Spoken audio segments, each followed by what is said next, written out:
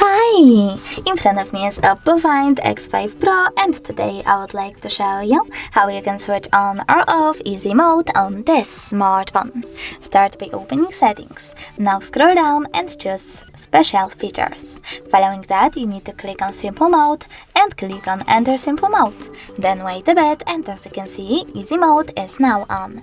If you wish to go back into the standard one, you need to choose settings again and tap on exit simple mode at the bottom. Then select exit in the pop-up.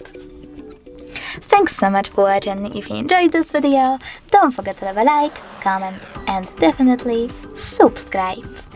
Bye!